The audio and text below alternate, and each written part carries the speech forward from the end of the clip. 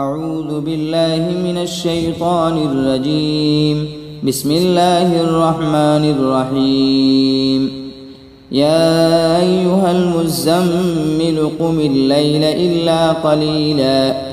نصفه وانقص منه قليلا أو زد عليه ورتل القرآن ترتيلا إنا سنلقي عليك قولا ثقيلا إن ناشئة الليل هي أشد وطئا وأقوم قيلا إن لك في النهار سبحا طويلا واذكر اسم ربك وتبتل إليه تبتيلا رب المشرق والمغرب لا إله إلا هو فاتخذه وكيلا واصبر على ما يقولون واهجرهم هجرا جميلا وذرني والمكذبين أولي النعمة ومهلهم قليلا إن لدينا أنكالا وجحيما وطعاما ذا غصة وعذابا أليما يوم ترجف الأرض والجبال وكانت الجبال كثيبا مهيلا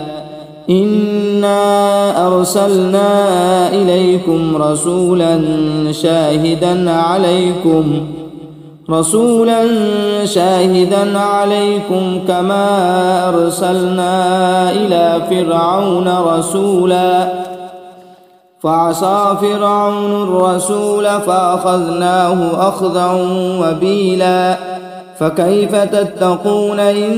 كفرتم يوما يجعل الولدان شيبا السماء منفطر به كان وعده مفعولا إن هذه تذكرة فمن شاء اتخذ إلى ربه سبيلا إن ربك يعلم أنك تقوم أدنى من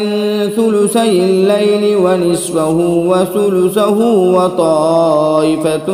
من الذين معك والله يقدر الليل والنهار علم أن لن تحصوه فتاب عليكم فاقرؤوا ما تيسر من القرآن